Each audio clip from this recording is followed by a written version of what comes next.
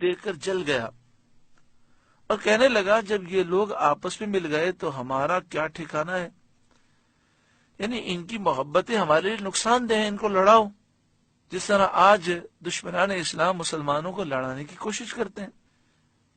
تو اس نے ایک جوان کو مقرر کیا اور اسے کہا کہ تم ساری معلومات حاصل کرو، اور پرانے زمانے میں جو لڑائیاں ہوئی تھیں ان کی پوری تاریخ اس نے یاد کی، اور اس زمانے میں دونوں قبیلوں نے ایک دوسرے کی مذمت میں جو اشعار کہے تھے وہ اشعار اس نے یاد کیے۔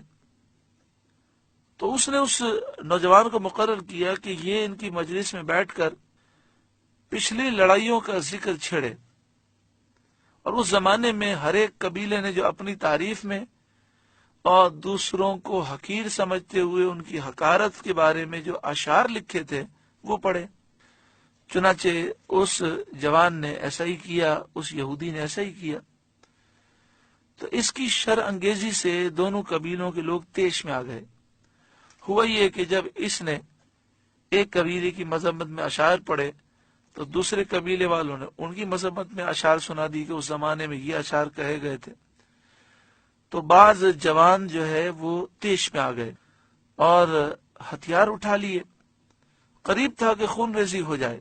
سید عالم صلی اللہ علیہ وآلہ وسلم یہ خبر پا کر مہاجرین کے ساتھ تشریف لائے اور آپ نے فرمایا، اے جماعت اہل اسلام، اے مسلمانوں، یہ کیا جاہلیت کی حرکات ہیں؟ میں تمہارے درمیان ہوں، اللہ تعالیٰ نے تم کو اسلام کی عزت دی اور جاہلیت کی بلا سے نجات دی، تمہارے درمیان الفت و محبت ڈالی، پھر تم زمانہ کفر کی حالت کی طرف لوٹتے ہو۔ حضور صلی اللہ علیہ وآلہ وسلم کے ارشاد نے ان کے دلوں پر اثر کیا اور انہوں نے سمجھ لیا کہ یہ شیطان کا فریب اور دشمن کا مکر تھا۔ انہوں نے ہاتھوں سے ہتھیار پھینک دیے اور روتے ہوئے ایک دوسرے سے وہ لپٹ گئے، اور حضور سید عالم صلی اللہ علیہ وآلہ وسلم کے ساتھ چلے آئے، اور وہ حضور کے فرمانبردار تھے، انہوں نے فرمانبرداری کا اظہار کیا، تو ان کے حق میں یہ آیت کریمہ نازل ہوئی۔ محترم پیارے بھائیوں، آج بھی بہت سے لوگ ہمیں لڑانا چاہتے ہیں، تو خاندانوں میں جو لڑائیاں ہیں اس میں بہت سے لوگ ہماری محبتیں برداشت نہیں کر سکتے، تو اس لیے ہمیں قرآن پاک کی تعلیمات پر عمل کرنا چاہیے۔ کوئی ہمارے بارے میں کچھ بھی کہہ دے، جب تک مسئلہ ذات کا ہے تو ہمیں عفو درگزر سے کام لینا چاہیے، اور غیبت سے، چغلی سے اور اس طرح کی آفتوں سے اپنے آپ کو بچانا چاہیے۔ بعض ایسے شرپسند لوگ ہوتے ہیں کہ یہاں سے بات سنتے ہیں وہاں پہنچاتے ہیں، وہاں سے سن کر یہاں پہنچاتے ہیں، نفرت کی آگ لگانے میں انہیں مزہ آتا ہے اور پھر لڑائی کا وہ لطف لیتے ہیں۔ تو ایسے لوگوں کے شر سے بچنا چاہیے۔ ویسے بھی غیبت کرنا، چغلی کرنا، مسلمانوں کے عیب بیان کرنا، یہ شریعت میں منع ہے۔ اس آیت کریمہ میں یہ بیان کیا گیا ہے کہ اے ایمان والوں، یہودیوں اور عیسائیوں کے کسی بھی گروہ کی اگر تم پیروی کرو گے تو تمہارا یہ ایمان برباد کر دیں گے۔